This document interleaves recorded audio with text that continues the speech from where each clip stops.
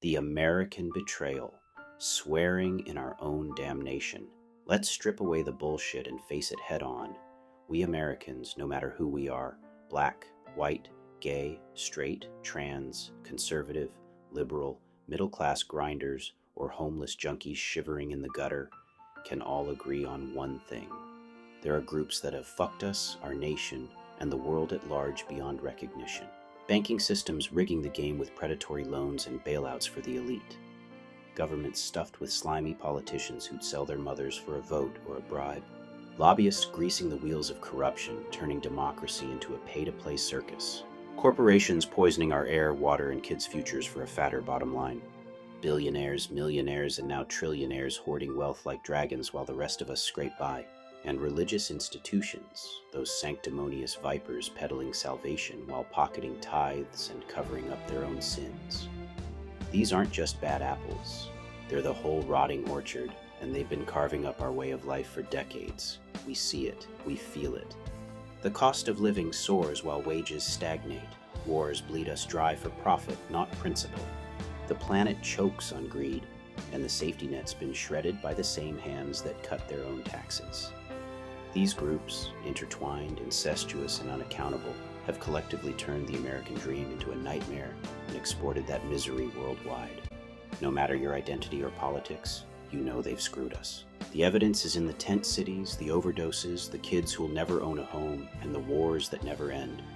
And yet, here we are, March 2025, having sworn in Donald J. Trump as the 47th President of the United States. A man who is every goddamn one of these things wrapped in a tacky gold-plated bow. A convicted felon, found guilty on 34 counts of falsifying business records to hide his dirty secrets, who's bragged about gaming the system and stealing elections. A billionaire born into wealth, who stiffed workers, dodged taxes, and flaunted his fortune while the rest of us drown. A corporate kingpin whose empire thrived on shady deals and bankruptcies, 6 of them, leaving others to clean up the mess. A political grifter who turned the White House into a personal ATM last time around, and now promises more of the same. A lobbyist's wet dream, surrounded by cronies who will sell out the public faster than you can say tax cut. And don't forget the religious hypocrisy, courting evangelicals while his life reeks of every sin they claim to despise. Trump isn't just part of these groups. He's their poster boy, their living, breathing avatar. Family values, a sham, 3 marriages, cheating scandals, and an Access Hollywood tape where he brags about grabbing women by the pussy. Morals? Born into a cesspool of privilege, he spent his life wallowing in it, from stiffing contractors to cozying up to dictators. And the allegations? Jesus Christ, the allegations. Over 24 women accusing him of sexual assault, from groping to rape. Then there's the Epstein connection, legal filings and sworn testimony claiming he raped a 13-year-old girl at one of Jeffrey's parties in '94. Dropped lawsuits don't erase the stench. They just mean the system's too broken to hold him.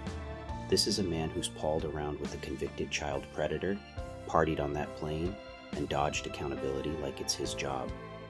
We've just handed the keys to our country to the embodiment of everything we despise. The very forces that have gutted our lives and left the world in shambles.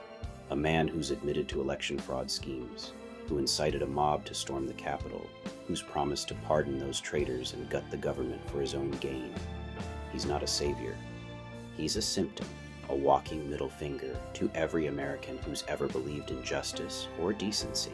And yet, here we are clapping like trained seals as he swears an oath he's already broken 1,000 times. How did we let this happen? Maybe it's because we're too tired, too divided, too distracted by the culture war scraps they toss us while they rob us blind. Maybe it's because the system's so rotten that a felon like Trump can still climb back to the top. But let's not kid ourselves. This isn't just a failure of democracy, it's a mirror. We've let these groups, bankers, politicians, lobbyists, corporations, billionaires, and holy rollers, run rampant for so long that we've normalized their champion. Trump isn't an anomaly. He's the logical endgame. So here's the gut punch. We're not just swearing in a president. We're swearing in our own damnation, a man who'll amplify every harm these groups have inflicted, all while grinning for the cameras. We can all agree they've destroyed our way of life. Now we've given them a throne. God help us all. by Scott Young, aka Synfamous Gamer.